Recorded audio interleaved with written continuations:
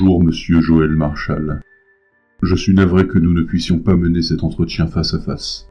Mais au vu de votre dossier, c'est une mesure de sécurité qui s'impose. Je me trouve juste derrière la vitre sans teint, sur votre gauche. Je vous parle via un micro et un modificateur de voix. C'est la procédure à suivre dans votre cas. Comme vous avez dû le remarquer, il y a dans cette pièce 3 caméras braquées sur vous. Ces enregistrements feront office de déposition et serviront pour nos archives.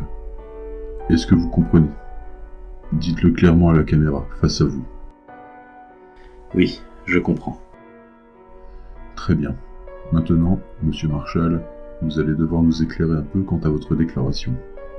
Je vais récapituler ce que nous savons pour le moment afin que vous puissiez être clair et cohérent par la suite. Vous nous avez appelé pour déclarer 4 homicides que vous auriez vous-même commis. 3 de nos agents sont arrivés chez vous pour vous emmener au poste et vous vous êtes montré violent, d'où la raison de nos précautions. Pour finir, vous aviez vos vêtements tachés de sang, mais votre appartement était en ordre et aucun cadavre n'a été retrouvé chez vous. J'aimerais donc savoir ce qu'il s'est passé. Essayez d'être le plus clair possible, je vous écoute. Je ne sais pas par où commencer. Eh bien, commencez par le début. C'est ce qu'il y a de plus simple à faire. D'accord. Tout est si confus. Je dirais que ça a commencé il y a environ 6 mois. Je croulais sous les dettes, et mes missions d'intérim à l'usine ne suffisaient pas pour m'en sortir. J'ai dû trouver d'autres moyens pour me faire de l'argent. J'ai essayé diverses choses telles que l'achat et la revente d'objets sur le Bon Coin, revendre mes peintures, ou encore faire du dépannage informatique au black. Étant informaticien de métier, c'était l'activité qui me correspondait le mieux et qui me rapportait le plus. Mais ce n'était toujours pas suffisant. J'étais en panne d'idées. Il me fallait beaucoup plus d'argent. C'est alors qu'un soir, je suis tombé sur ce reportage qui parlait de gens qui se faisaient arnaquer sur Internet. Bien souvent, les personnes ayant un manque affectif tombaient facilement dans la vieille arnaque avec la jolie fille qui a besoin d'argent pour prendre l'avion dans le but de les rejoindre, pour vivre le parfait amour avec eux. Cela m'a paru évident qu'en créant de multiples faux comptes Facebook et en faisant transiter mon adresse IP sur un serveur russe, j'allais pouvoir faire moi aussi ce genre de choses. Mes premières tentatives n'étaient pas fructueuses. Je ne visais visiblement pas les bonnes poires. Certains découvraient vite la supercherie, mais ça n'était pas bien grave et sans conséquences. Puis, petit à petit, j'ai eu de bonnes prises. 100 € par-ci, 50 € par-là. C'était fabuleux. Je ne vois pas en quoi c'est fabuleux de profiter de la faiblesse des gens, monsieur Marshall. Vous avez raison, désolé. Mais sur le coup, j'étais heureux d'avoir plus d'argent pour vivre confortablement, le temps que je termine d'éponger mes dettes. Je vois. Au final, comment en êtes-vous venu à tuer? J'y viens justement. En l'espace de 6 mois, j'ai arnaqué une 50aine de personnes pour un total de 5 000 €. Une somme plus que dérisoire quand on doit 10 fois plus à l'État. Mais c'était suffisant pour vivre correctement. Puis un soir, j'ai ferré un gros poisson. Enfin, plus gros que ce que je pensais. Je voulais en finir avec ces arnaques, alors j'ai voulu frapper un grand coup, une dernière fois. J'ai eu les yeux plus gros que le ventre. Ce type, il s'appelle John Schneider. Si c'est bien son vrai nom, bien sûr. Je l'avais hameçonné avec un de mes faux comptes en me faisant passer pour une jeune femme très jolie, coincée à l'étranger, depuis quelque temps et qui souhaitait rentrer en France pour revoir sa famille. Il semblait croire à tout mon baratin. J'ai fini par aborder le sujet délicat de mes dettes, toujours sous couvert de ma fausse identité, bien entendu. Je ne lui avais donc pas entièrement menti. Je lui ai dit qu'il fallait d'abord que je rembourse mes dettes contractées dans le pays étranger pour qu'on me laisse refaire mon visa et pouvoir partir, et que ça allait prendre du temps forcément. Figurez-vous que ce fameux John était plein aux as. Il m'a proposé de lui-même de rembourser mes dettes, à une condition, que je l'épouse. J'ai évidemment accepté, c'était une occasion en or. L'arnaque du siècle en somme. Il vous aurait vraiment donné cet argent de son plein gré. J'imagine que c'est lors de cette arnaque que tout a dérapé, non? Ouais, j'ai fait une grave erreur. Je lui ai demandé 50 000 €, Et pour une telle somme, un envoi par Western Union n'était pas possible. Je lui ai proposé de me faire un virement sur mon compte bancaire en prétextant que c'était celui d'un ami.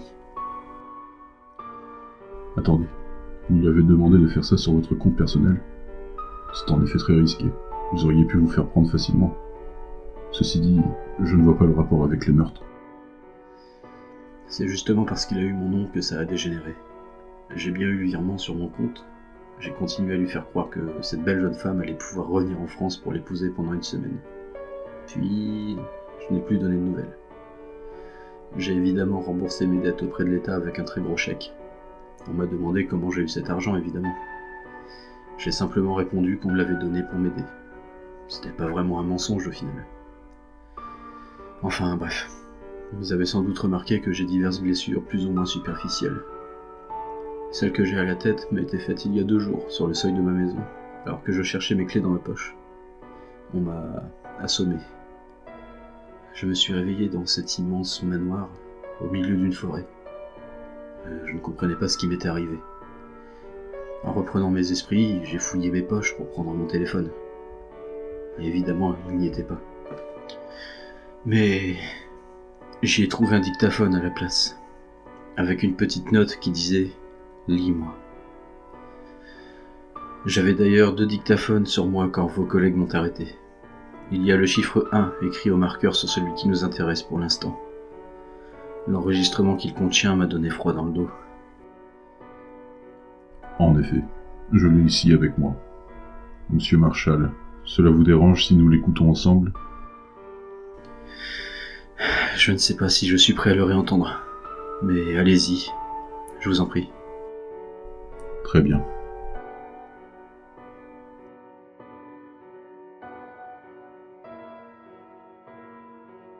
Ma chère Betty, ou plutôt devrais-je dire Joël Marshall, pensais-tu t'en tirer sans subir les conséquences de tes actes? Tu vois, j'ai été énormément déçu quand j'ai compris que la magnifique Betty que j'ai aidée, à qui j'ai donné beaucoup d'argent, beaucoup d'attention, beaucoup de temps, et que j'étais censé épouser, n'était qu'une supercherie. Ce n'est pas tant le fait d'avoir perdu de l'argent qui me chagrine. J'ai beaucoup d'argent, je n'en manque pas. Mais les sentiments que j'avais pour Betty, tous les espoirs d'une vie heureuse que j'avais, réduits à néant par un arnaqueur de pacotille comme toi. Et j'espère que tu apprécieras l'épreuve que je te réserve. Je te laisse aller dans la pièce d'à côté. Qu'est-ce qu'il y avait dans la pièce d'à côté, Joël? Il y avait des gens. Ils étaient attachés sur des chaises. Vous connaissiez ces personnes? Ouais. Il y avait Kevin, un vieil ami à moi, sa femme Laetitia, Bertrand, l'ex-petit ami de mon ex-femme, et mon petit frère, Pierre. Qu'est-ce que vous avez fait en les voyant?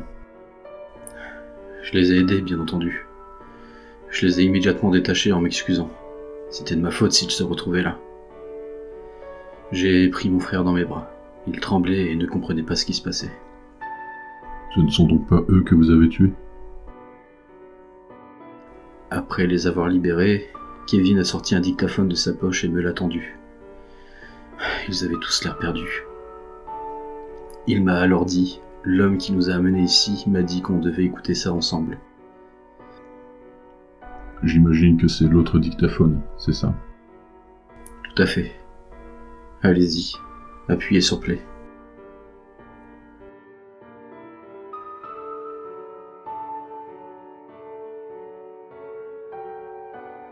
Chers amis et proches, plus ou moins proches de Joël Marshall, je me doute que vous devez vous demander pourquoi vous êtes là.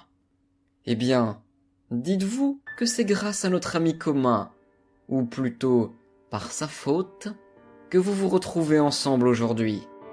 Quelle joyeuse réunion de famille! Avant toute chose, sachez que cet endroit est truffé de micros et de mini-caméras. Je vous observe en direct en ce moment même.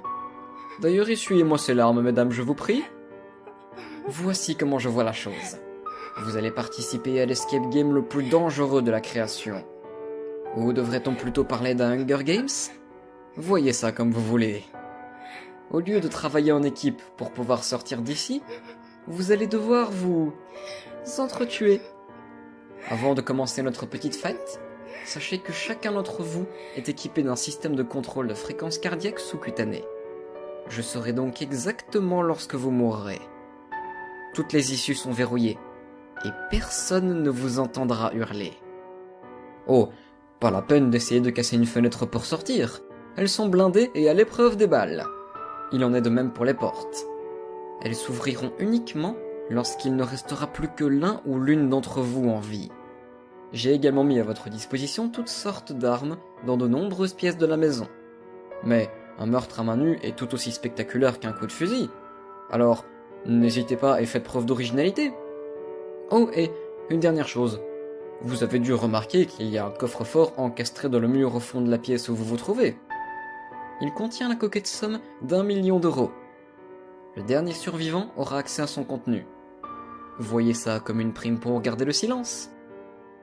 Je vous souhaite à toutes et à tous bonne chance.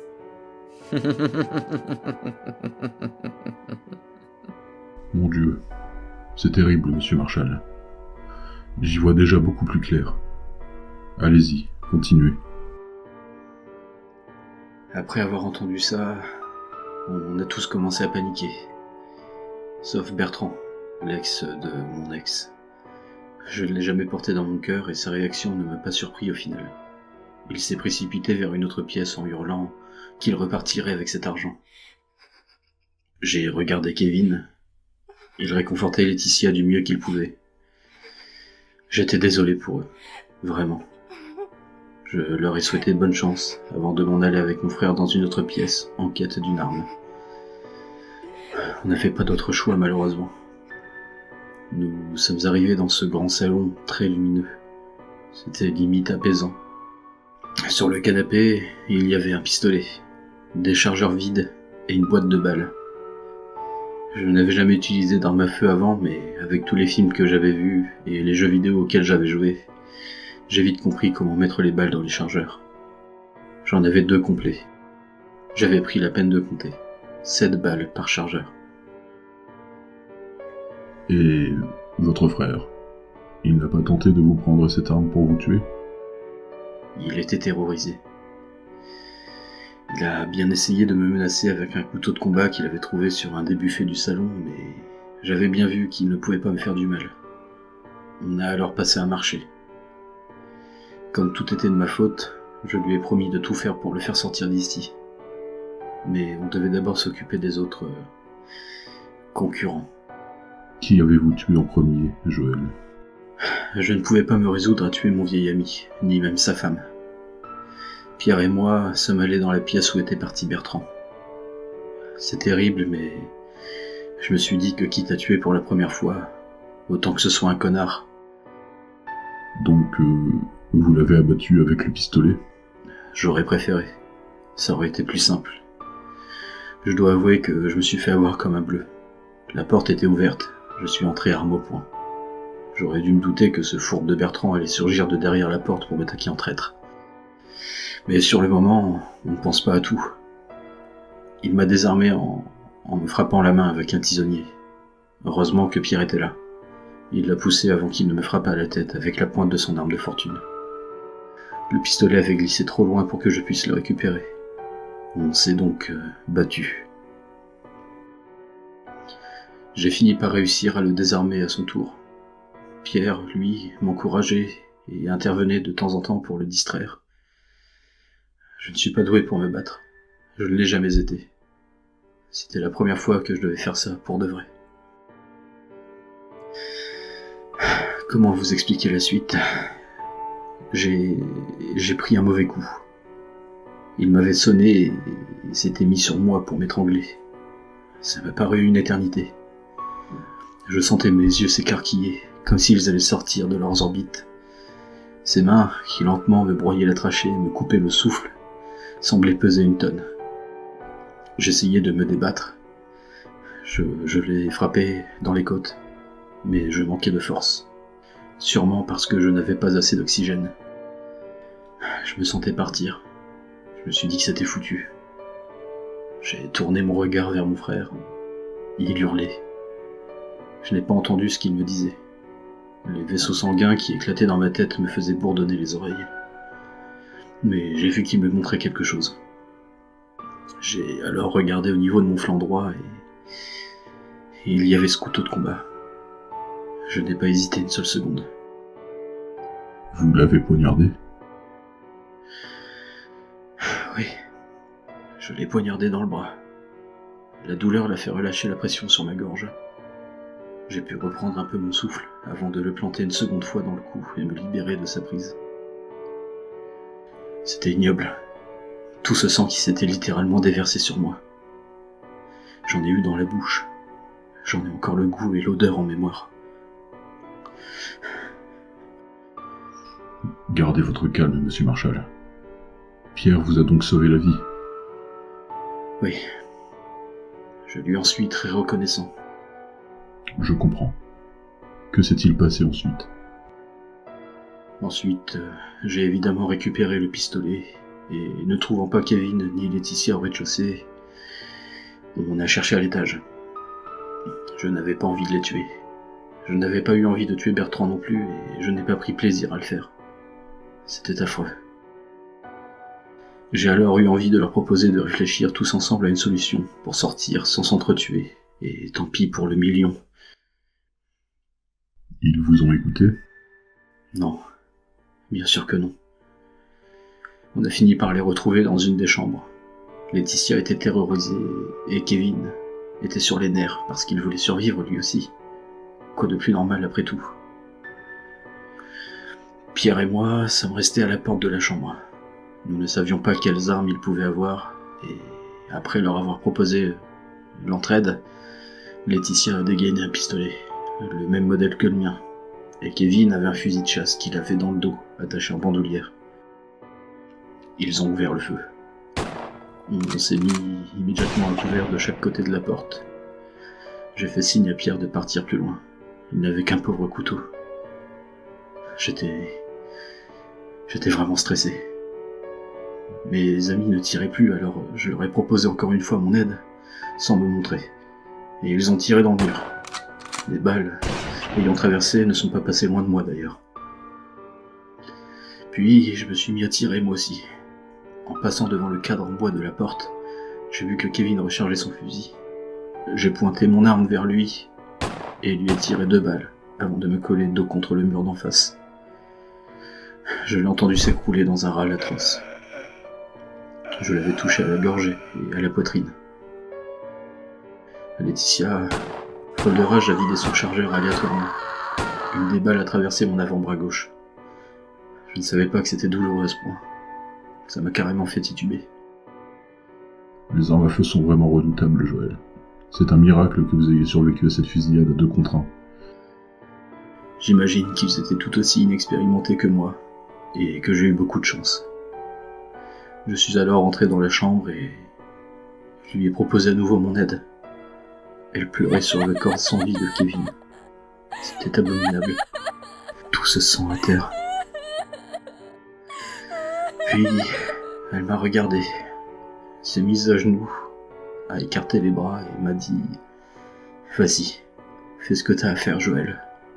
J'espère que tu sauras vivre avec ce que t'as fait. » C'était trop dur, les pauvres. Mais je l'ai fait. Je lui ai tiré dessus, à 2 reprises. Une balle dans le ventre et une dans le cœur. Elle s'est écroulée, raide morte, comme un morceau de viande que l'on fait tomber sur le sol. Le bruit résonne encore dans ma tête. Je ne sais pas quoi vous dire, monsieur Marshall. Vous avez fait des choses horribles. Mais je ne suis pas là pour vous juger. Je suis là pour récolter les faits et comprendre votre histoire. Je vous en prie, continuez. Merci de ne pas me juger. Ensuite, on s'est reposé un peu, Pierre et moi. On réfléchissait à un moyen de s'en sortir sans se tuer. On a eu beau chercher, retourner le problème dans tous les sens. Aucune solution ne semblait s'offrir à nous. Puis, mon petit frère a eu cette idée. Trouver un de nos 2 dispositifs sous-cutanés pour le retirer, pour faire croire au système que l'un de nous 2 était mort lui aussi. On pensait pouvoir sortir et se partager le million à 2. Et ça a marché? Eh bien, comme je vous l'ai dit, j'ai tué 4 personnes. Notre ruse n'a pas fonctionné malheureusement.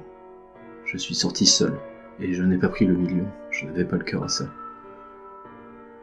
Comment avez-vous tué votre frère?